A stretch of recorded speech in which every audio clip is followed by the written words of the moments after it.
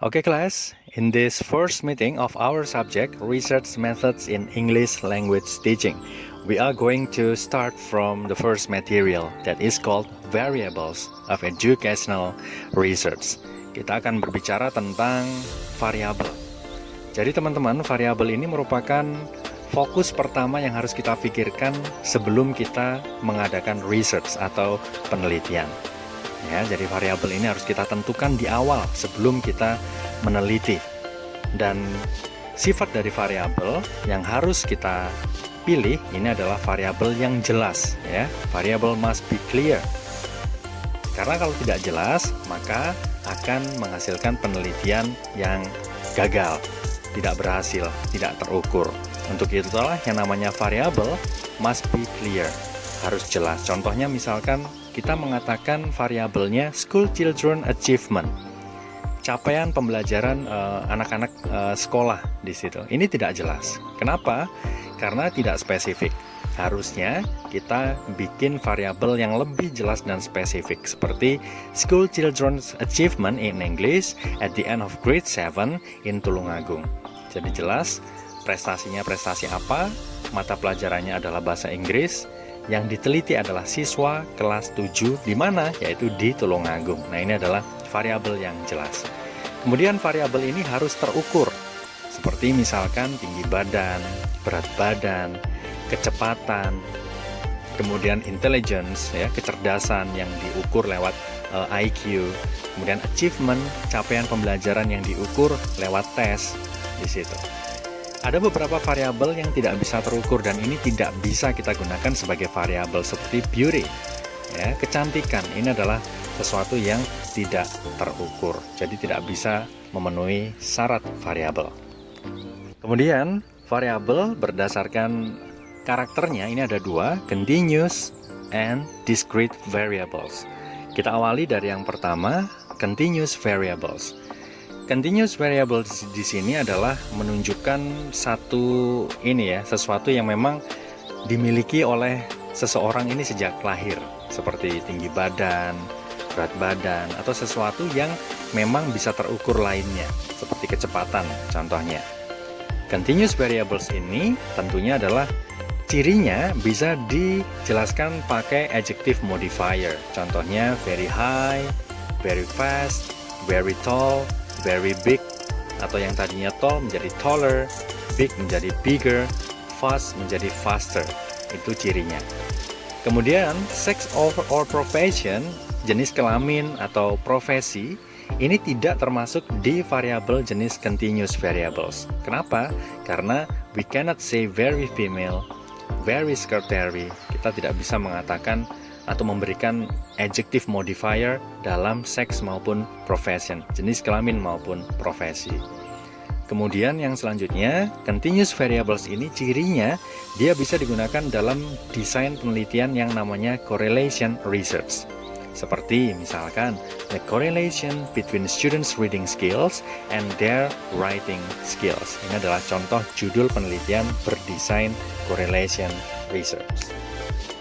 Ya, di slide ketiga ini kita bicara discrete variables. Ini kebalikan dari yang sebelumnya, ya, continuous variables. Kalau discrete, ini lebih pada bawaan lahir. Contohnya misalkan jenis kelamin, kemudian kondisi lahir begitu, yang memang tidak bisa kita pilih. Ini bisa kita gunakan sebagai variabel. Contohnya misalkan male or female, ini jenis kelamin, atau handedness, right-handed or left-handed. Jadi kondisi bawaan lahir yang memang tidak bisa menjadi pilihan.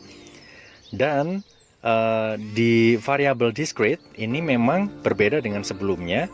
Jadi contoh misalkan seperti intelligence, kecerdasan, yang memang dalam penggunaannya bisa dimodify menggunakan adjektif, contohnya smart menjadi very smart, smart menjadi smarter, smart menjadi the smartest. Ini tidak bisa kita klasifikasikan dalam discrete variable. Dan yang perlu diketahui teman-teman, variable discrete dan variable continuous ini tidak bisa digunakan dalam waktu yang bersamaan. Artinya kalau kita mengadakan penelitian, kita tidak bisa menggunakan kedua discrete ini dalam waktu yang bersamaan. Jadi harus terpisah salah satu. Kemudian, discrete variable ini bisa digunakan dalam desain-desain penelitian causal designs untuk mengukur atau untuk meneliti efek dari sesuatu. Contoh misalkan the effect of sex to students achievement. Jadi efek dari jenis kelamin terhadap capaian pembelajaran. Baik, untuk slide keempat kita bicara tentang confounding variables yang memiliki karakteristik atau ciri bahwa variabel ini adalah variabel bawaan. Ada yang mengatakan ini adalah variabel perancu. Kenapa variabel perancu atau variabel bawaan? Karena ini memang hadirnya kadang-kadang tidak kita harapkan begitu. Jadi artinya pasti membawa pengaruh, pasti membawa sesuatu. Contohnya, misalkan ya dalam causal research, dalam sebuah penelitian berdesain causal design, ini mengatakan bahwa female junior high school students achieve better significantly in language learning than male junior high school students. Nah, unexpected variable di judul ini adalah satu, intelligence, and yang kedua adalah motivation. Ya, jadi munculnya variabel-variabel yang unexpected inilah yang dinamakan confounding variables. Intelligence, kecerdasan, dan juga motivasi. Dan tentunya confounding variables ini biasanya melibatkan hal-hal yang sifatnya adalah berdasarkan kondisi lingkungan, kondisi fisik, seperti fit atau tidaknya ketika dilakukan penelitian terhadap sampel. Kemudian apakah siswa yang diteliti waktu itu sedang sehat ataukah dia sedang ada masalah. Nah, ini adalah yang dinamakan confounding variables. Jadi variabel-variabel perancu yang kerap kali muncul, namun tetap bisa kita gunakan sebagai variabel. Hanya saja catatannya adalah it needs to be controlled, harus dikontrol dengan baik. Nah, inilah yang dinamakan confounding variable. Dan contohnya lagi, the student's achievement yang merupakan dependent variable ini tidak hanya dipengaruhi oleh jenis kelamin, ya. Jadi prestasi tidak hanya dipengaruhi jenis kelamin, tetapi juga munculnya kondisi-kondisi fisik tertentu yang tentunya inilah yang dinamakan peristiwa yang terjadi ketika kita menggunakan confounding variables. Ya, setelah kita tadi menyelesaikan pembahasan tentang variabel dalam penelitian, kita lanjutkan dengan materi selanjutnya, Research Problems and Objectives in Language Learning. Ya, setelah kita menentukan variabel-variabel dalam judul penelitian, langkah selanjutnya adalah kita tentukan research problemnya. Problem penelitian apa yang ingin kita teliti? Dengan cara apa? Dengan cara memunculkan questions, pertanyaan-pertanyaan yang nanti akan terjawab melalui proses penelitian kita. Nah, good research questions, penelitian-penelitian yang baik adalah mengandung pertanyaan-pertanyaan research problem atau permasalahan-permasalahan yang diungkapkan secara jelas. Kemudian juga menyambung dengan variabelnya. Kemudian menunjukkan hubungan yang jelas antara variabel yang kita teliti dengan research problem yang kita pertanyakan. Dan the clearest research problem, ini research problem yang paling baik atau yang paling jelas di situ adalah biasanya bisa dalam bentuk direct or indirect questions. Contoh misalkan, do the more frequently students listen to English radio broadcast, the better they achieve in developing listening skill. Apakah siswa yang secara rutin mendengarkan siaran radio berbahasa Inggris, mereka memiliki prestasi yang baik dalam skill listening atau memiliki skill listening yang lebih baik. Jadi ini semuanya jelas, kemudian variabelnya juga disebutkan, artinya adalah antara research problem dengan variabel ini saling terkait. Yang selanjutnya, significance of research problem. Jadi betapa pentingnya research problem ini dalam sebuah penelitian.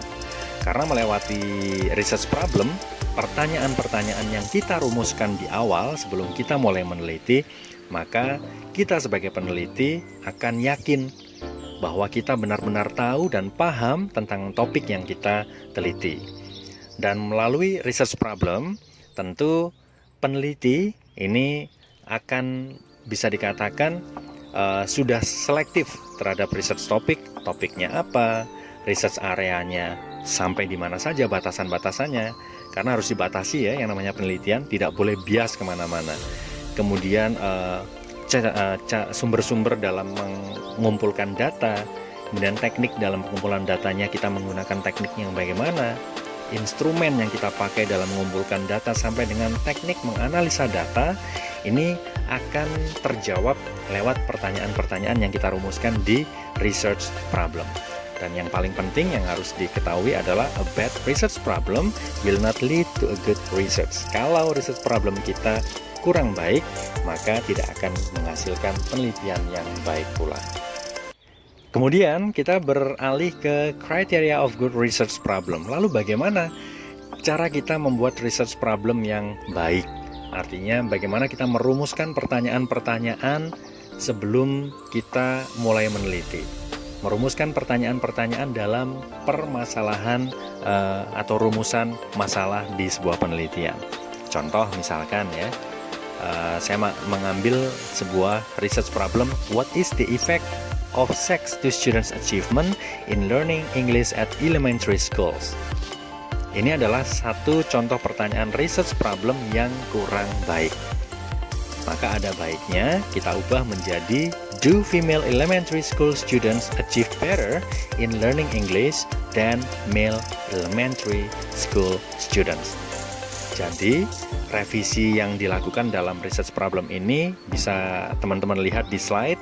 Untuk revisinya ini jauh lebih clear, jelas, lebih spesifik, dan mencakup seluruh skop batasan-batasan yang kita teliti sehingga tidak bias kemana-mana. Kemudian variabelnya juga disebutkan semuanya secara lengkap lewat research problem atau rumusan masalah yang kita pertanyakan atau yang kita pakai dalam awal sebuah penelitian. Ya, di slide terakhir kali ini teman-teman kita bicara tentang research objective. Kalau tadi research problems itu adalah rumusan masalah dalam penelitian, bentuknya adalah questions, pertanyaan, baik direct or indirect questions. Tapi di research objectives kita bicaranya berbeda. Tapi dua-duanya sangat menduduki peran penting dalam sebuah research atau penelitian, baik itu research problem maupun research objectives. Research objectives adalah tujuan penelitian kita. Simply, sederhananya saya bisa mengatakan bahwa research objective ini adalah menjawab pertanyaan yang ada di research problem.